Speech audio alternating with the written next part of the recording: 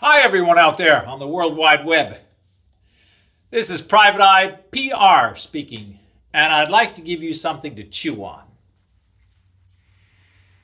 Directed by a beardy guy from a cave in Afghanistan, 19 hard-drinking, coke-snorting, devout Muslims enjoy lap dances before their mission to meet Allah. Using nothing more than craft knives, they overpower cabin crew, passengers, and pilots on 4 planes. And hangover or not, they managed to give the world's most sophisticated air defense system the slip.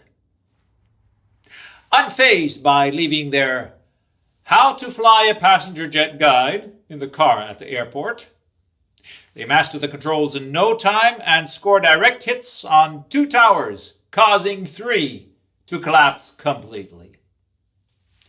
The laws of physics fail, and the world watches in awe as asymmetrical damage and scattered low-temperature fires cause steel-frame buildings to collapse symmetrically through their own mass at near free-fall speed for the first time in history. Despite their dastardly cunning and superb planning, they give their identity away by using explosion-proof passports, which survive the destruction of steel and concrete and fall to the ground, where they're quickly discovered lying on top of the mass of debris.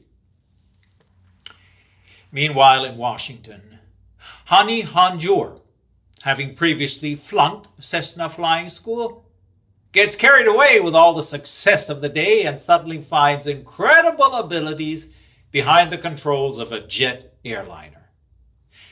Instead of flying straight down into the large roof area of the Pentagon, he decides to show off a little, executing an incredible 270-degree downward spiral. He levels off to hit the low facade of the Pentagon without ruining the nicely mowed lawn and at a speed just too fast to capture on video.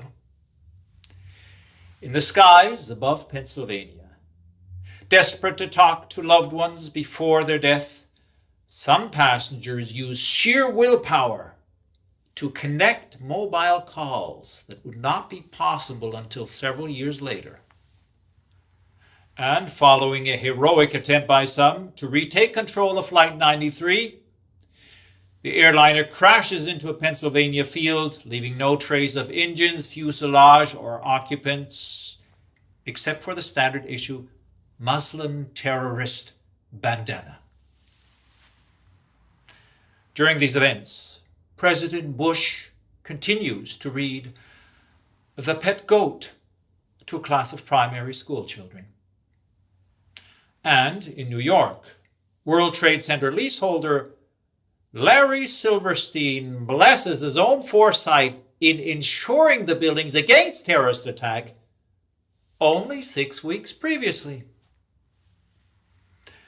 That's pretty much the official story on 9/11. However, one indisputable fact really stands out. In Washington, the neocons are overjoyed by the arrival of the new Pearl Harbor, the necessary catalyst for launching their pre-planned wars.